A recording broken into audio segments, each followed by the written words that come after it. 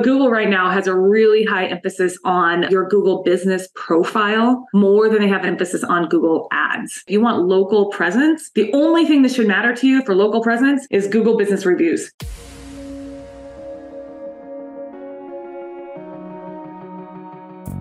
Agent Power Huddle is a daily jumpstart, giving you all the tools you need to create an amazing real estate career. Led by top experts in the field, you'll learn how to sell more houses in less time while creating the life you want. Welcome to the Agent Power Huddle.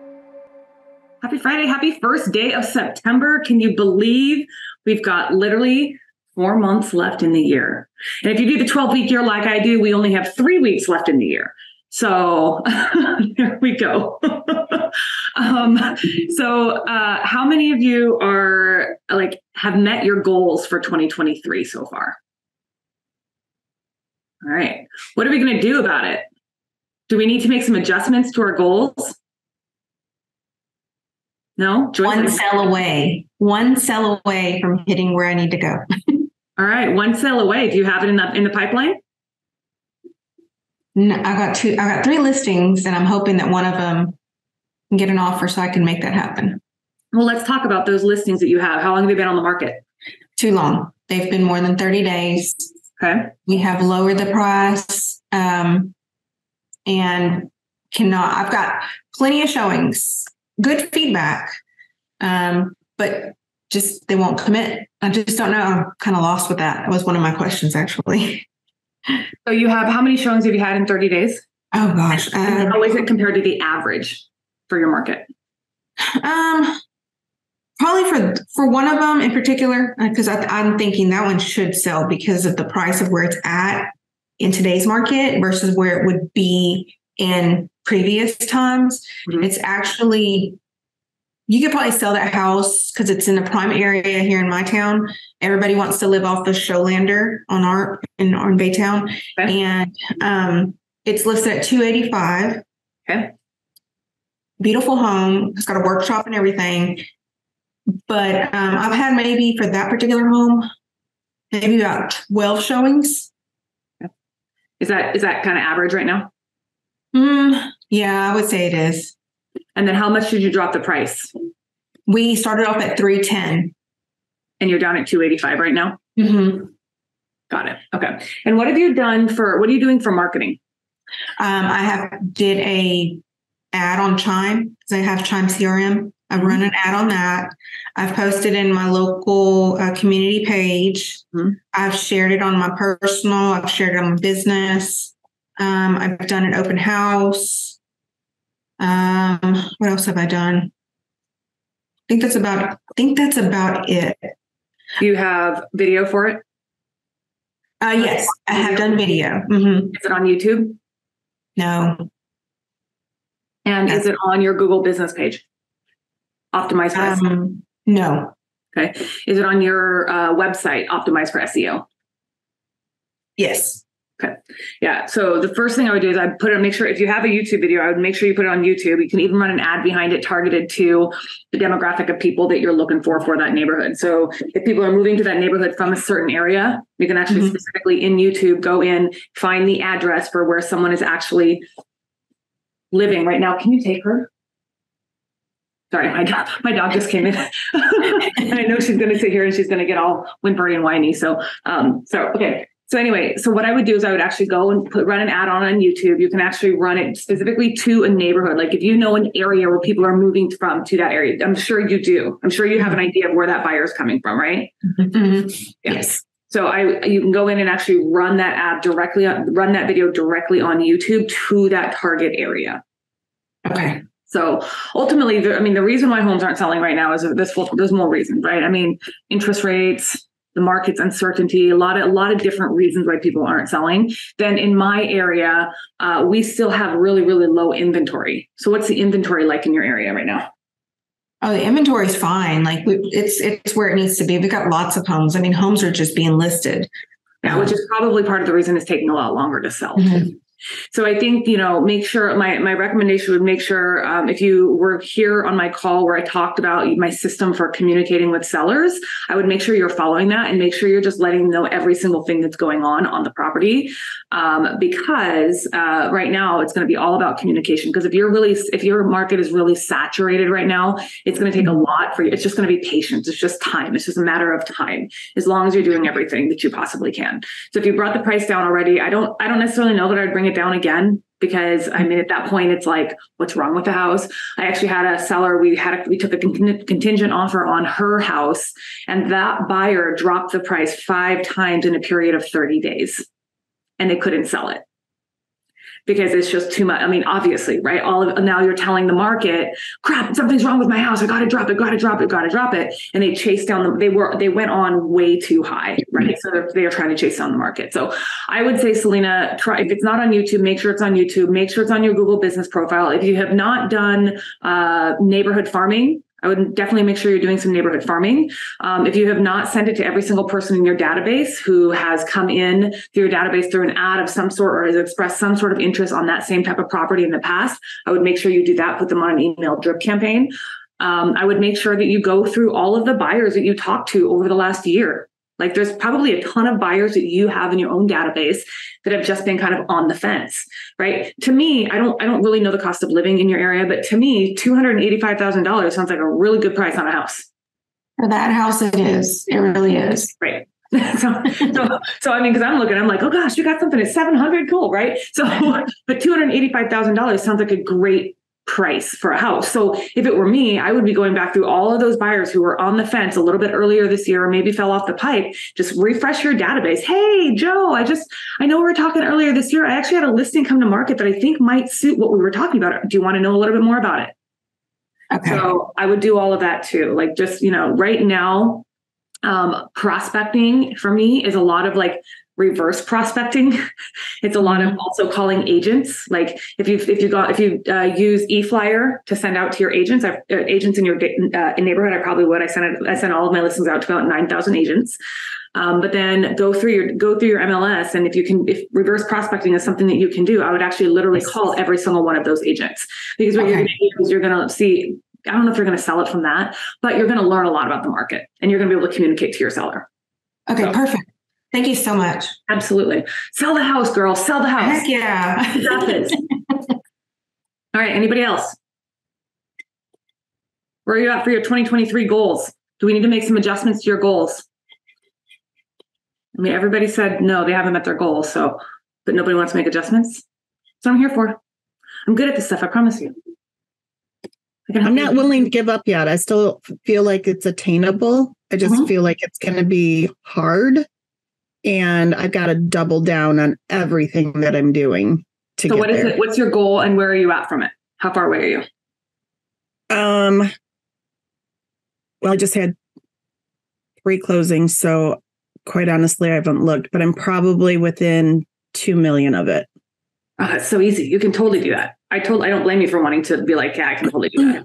That's easy. Yeah. Our market is really, we have no inventory here.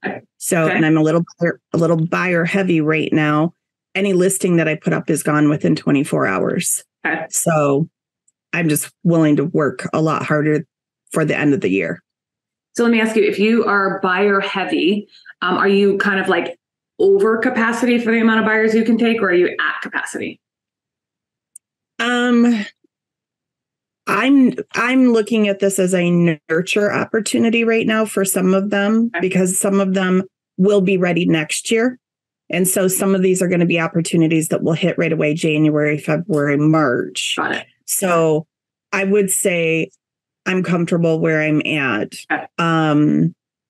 I just know that some of them are longer nurtures, but they're ready to buy. They just have some work to do. Yeah, I would say that's a lot of agents I talk to are kind of in that same boat. Or is anyone else here on that call in that same boat? We have a lot of buyers right now, not very many sellers, right? So one of the things that we're doing, like Deanna just said, is we're just really focusing on finding the inventory that does work. Because what buyers are experiencing for me right now is the same 3 houses are available for like 6 weeks. So it's the same 3 houses. And then like every time one does come up, it's not really their thing, or it just goes really fast. Right. So it's like, we're kind of experiencing a little bit of like that weirdness with buyers right now. So the reason I was asking if you're at capacity, Deanna, was like, if you're finding yourself driving around, showing a bunch of homes and not making any sort of progress on it, right? You're not going to find time to work on the business, to work on actually going to find more sellers, to find more people. So my thought was, if that's kind of where you're at with being full of buyers, could you leverage someone? Could you leverage a newer agent? Could you leverage someone who wants to make a little bit of money off showing? Could you leverage that to do the showings so you can take a little bit more time to focus on your marketing and focus on your lead gen? Yeah. And so, great segue, because I have somebody coming on my team, my downline, or whatever you guys call it here at EXP, the 13th of September. So once she's here, then she's going to take some of that stuff because she needs it. So yes, totally agree. And I'm looking at hiring a virtual assistant as well. Yay. That is like my love language, like delegate. You guys, I have 2 VAs. I have a local assistant and I have a buyer's agent. Okay. And I have a transaction coordinator. Cause like the reality is my genius zone is not servicing clients, right? I'm good at it. I'm really good at it. But my genius zone is teaching other people how to do it, right? My genius zone is helping elevate other people and really helping other people like service to the best possible way. So I'm all about delegation. Sorry, I just had to go into that for a little bit, Deanna. So, but yeah, that's great. Do you know where you're hiring your VA from? Do you know exactly what they're doing? Have you kind of gone into that route, or you're just kind of starting?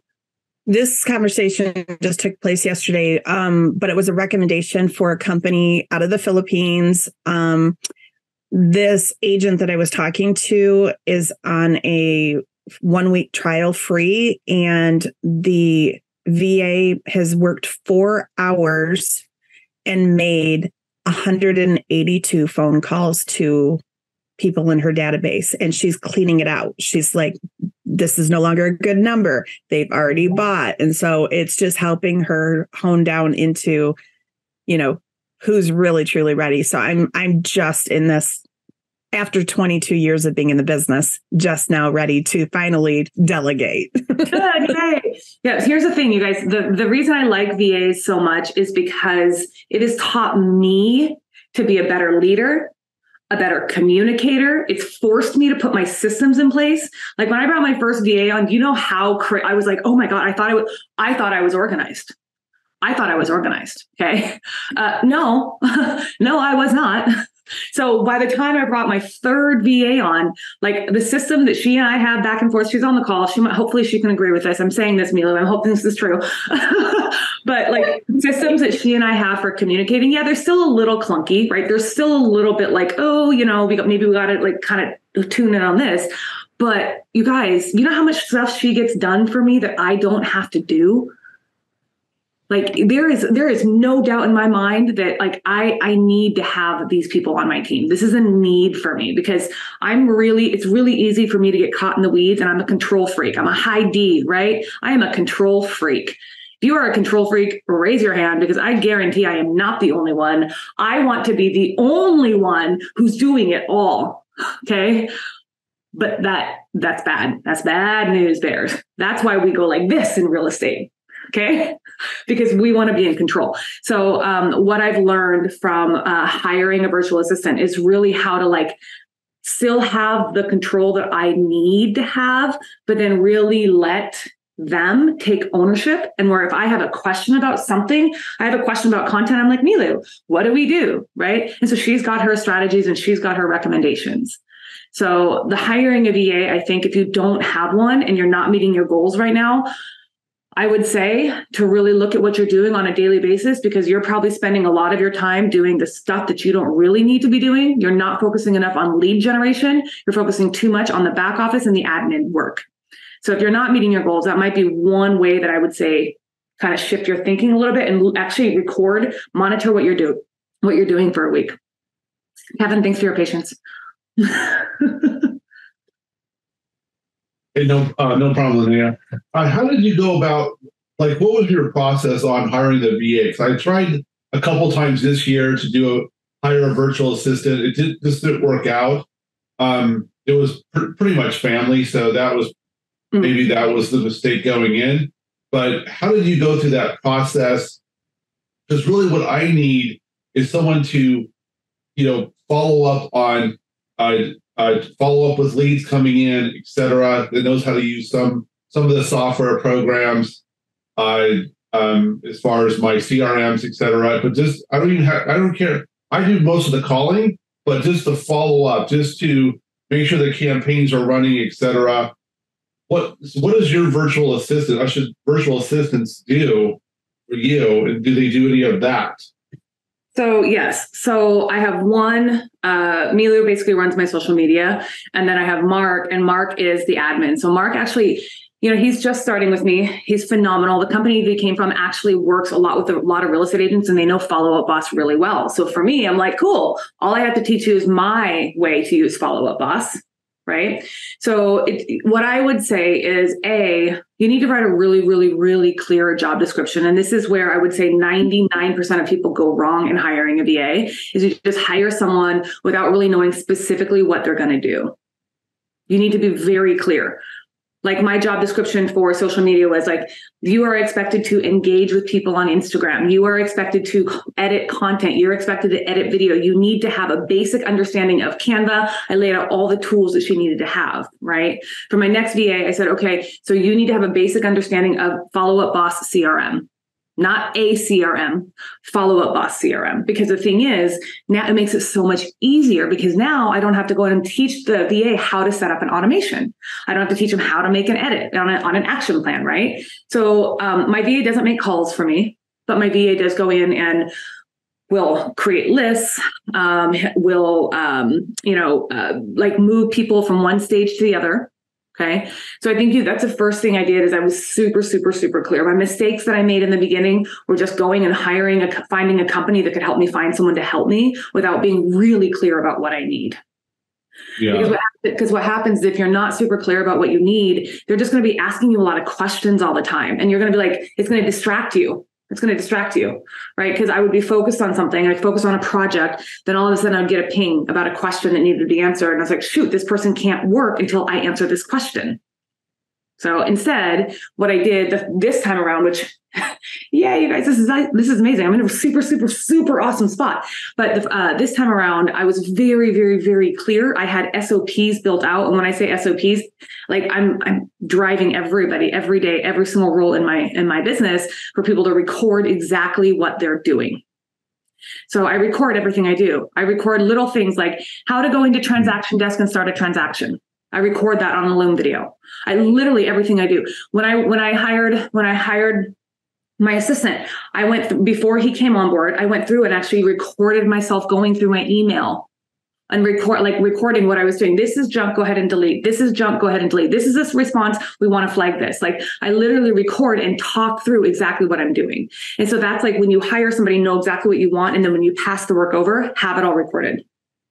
That is a great idea, because I'm posting jobs on Indeed, or posting on Indeed, just looking at resumes right now. And one of my biggest concerns is none of them are really that qualified, but also the amount of jobs that they've had, like 2 to 3 months, then another 2 to 3 months, and 2 to 3 months. Last thing I want to do is pay someone, train them, and then have them just leave, right? So how did you go about finding your virtual assistants? How do you start that process as far as reaching out to them? What did you use? Onlinejobs.ph. I just put it in the chat. Onlinejobs.ph. This is going to give you access to a lot of the VAs in the Philippines, and that'll give you like a lot of there. And the thing that you're going to see is like they're they're going to have their disc profile, which is the other thing that everybody who joins my team has to do, VA or local. It doesn't matter. They have to do a disc. They have to do a disc. And I'm very clear about what I need on my team, because I am a high D. Okay. I am not going to work well with someone else who is a high D. And I've made the mistake before of hiring just a bunch of high Ds. And who else is a high D? Okay. If you are, do you have a lot of projects that have been started but not finished? Do you have a lot of things you want to do? Yeah. Okay. So the thing is, that's what your VA should be. Your VA should be a really high SC. Very high SC. And the way they do the profiles now are a little bit different. They actually have to read it and understand. But then I went back on a couple of them. I went back and asked them I saw something in their profile that made me question, is this something I'm going to have a problem with, or is it something that I'm going to appreciate? So then I went back and asked them.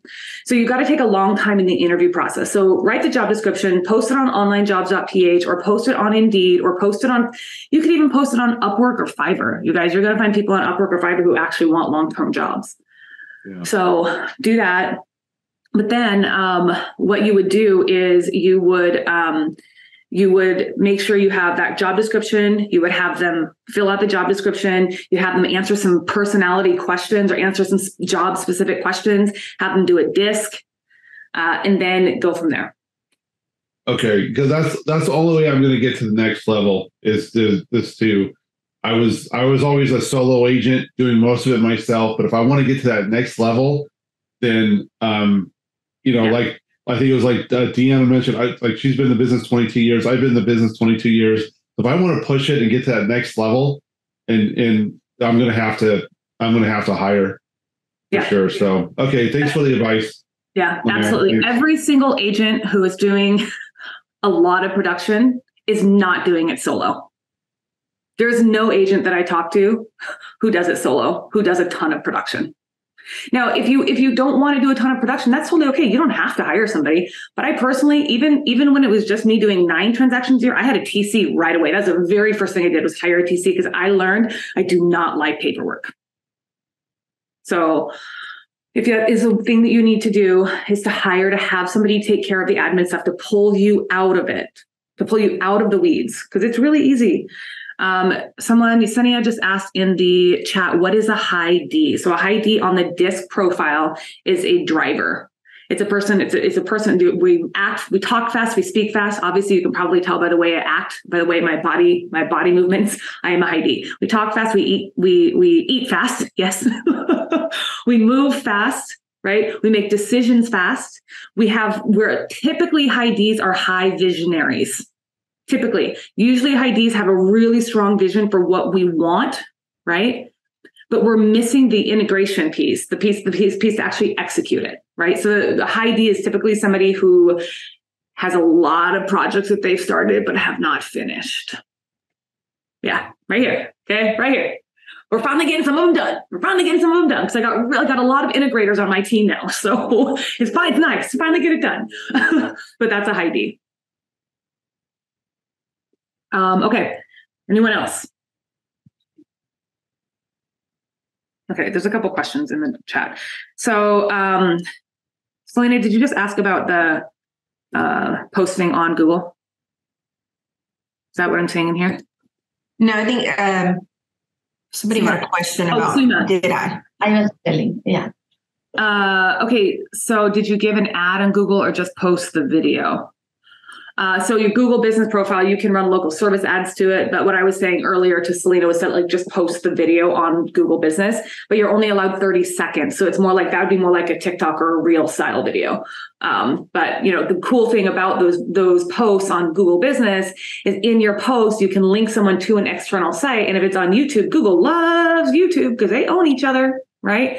So the cool thing is you can update it, you can upload it, put your SEO friendly description in there, and then you can actually link it to either the YouTube video or to a landing page or something to give more information on it.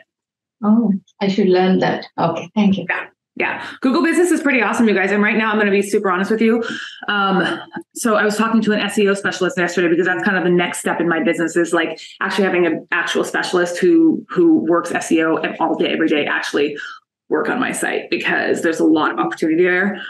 But he was telling me that Google Business has now changed their algorithm again, because we all know that what you learned 3 months ago about any sort of social platform is wrong, right? You all know that, right? Yeah. You know that it's changed 16 times since then. But Google right now has a really high emphasis on your Google Business profile more than they have an emphasis on Google Ads. So what he was saying is that you need to be focusing on, if you need to focus on one thing, if you want local presence, the only thing that should matter to you for local presence is Google business reviews. That's it. It's the only thing that should matter to you. And replying to those reviews within 24 hours with the name of your city and what you do. Thank you, Selena. We aim to be the best real estate team in Tacoma, Washington. I'm glad that we could achieve that for you, right? So that's literally how your reply should look on Google. So if you can do one thing right now, you want local presence, and your clients have not given you a review, you need to be relentless about getting reviews. And go and help your fellow agents out, people. Go and review your agents. Right? Google sometimes will hide those reviews, but sometimes they won't. So the more you can get people to review your own Google business profile would be even the better. And when you write reviews for other people, make sure that you're very specific about, this was the best restaurant in Bonnie Lake, Washington. Okay? Because it's going to obviously it's going to help them start to rank too. So if you go and rate your co-agents, because I always ask my co-agents to rate me. Sometimes it shows up, sometimes it doesn't. The only place that your people in the industry can write you a review, though, is on Google, or other things like Rate My Agent and things like that. But those don't really have a lot of pull with Google, but they can't write your review on Realtor.com or Zillow. So, they can write your reviews on Google Business. So if you have a really good transaction with someone, you should call them up and ask them if you guys can just pass reviews off to each other. And then make sure you're telling them, make sure you put best real estate team in Lake Tapps, Washington, right? And you tell them exactly what to say. Okay. Anything else? Anybody have any questions? I gave a lot of info. Does anyone want me to go deeper on anything? Okay. I just have a question. Yeah. Another one. Okay. So, let's say, I know you're really highly involved with the street text and stuff, that platform. I too am in there too. But wherever you get your leads from, because I know we all use different ways that we get them. But do you keep, when you get a street text, do you send it and it goes automatically to the street text workflow? I don't know, I forgot the wording. Do you send it then to the CRM to pick up, or do you just leave it only in there and then kind of figure out after no? Okay. No, I started leaving it. At first, I was doing everything through street text because I thought it was easier. It is not easier, you guys, because now I got to go to 5 different places. If I literally kept every single lead in whatever platform they want me to keep the lead in, I'm never going to get things done. I'm going to be forgetting people, dropping balls left and right. So everything gets fed into my CRM, everything. And then I have different workflows set up for depending on where they come from, because a Google pay-per-click is going to be a little bit different than a Facebook lead, right? But the thing, if you guys have automations and you're doing online leads, your very first text and your very first email that goes out to them, my recommendation is to wait at least a minute or two before it's sent, because it makes it feel like it's more human, A. And second of all, make sure that you're very specific about where the lead is coming from. So thanks for inquiring about your list of waterfront homes on Facebook. Okay. That response is so much easier. And you get so much more response. I have a 75% response rate on that message. The second one that I have a 75% response rate on is actually, this is a 67% rate. Hey, Selena, it's Lynea, Carver. You reached out about a couple weeks ago about a list of waterfront homes in Tacoma. Are you actively searching for a home? You guys, it's so freaking easy. So easy. Yeah. Hey, it's Lynea. Thanks for reaching out on my Facebook page about 2 weeks ago about waterfront homes in Tacoma. Are you actively searching for a home? You know how many people I've added to the hot or the warm because of that? I'd be able to stage them from lead into hot or warm just because of that little message right there. That is one of the best performing texts I've ever had. And so if I ever look at trying to have anybody else write my drip campaigns, they want to put their stuff in there. I'm like, no. I've tried this one in multiple different platforms and it works every time. So if you're doing any sort of online leads, I would have that automation, the very first automation, be as specific as possible. In Follow Up Boss, it's really easy to program the field that you want it to fill in and it'll automatically send it out for you. But that email and that phone or that text message, super, super, super specific. Because Think about it, especially if you're looking at a Facebook lead. How many times do you scroll Facebook all day, every day? We all do it. I'm not the only one. We scroll, we click on something, we go down a rabbit hole, we click on something else, and it fills out your information, you hit submit. Right? You don't realize you clicked on something. But you call and you're like, hey, I just got your name from a Facebook ad, right?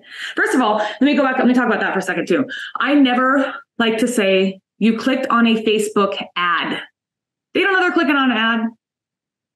You inquired about our list of waterfront homes. It's very different instead of saying you clicked on a Facebook ad. Yeah. Okay, people don't want to know.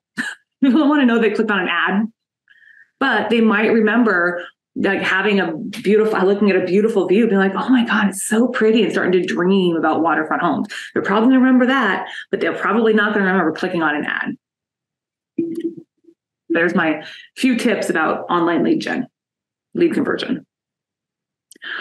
Okay, I hope this was helpful for everybody. I will be, if you guys have questions, I'm here to answer them. And I look forward to seeing you all next week. If you'd like more information or to get connected to the Agent Power Huddle, join our free Facebook group. This call was designed for the agents in our EXP organization, but open to any agent from any brokerage. If you're a guest and you're interested in learning more about EXP or our specific resources within the Agent Collective, reach out to the person who invited you to this call to get more info. Produced by the Agent Collective Media Network.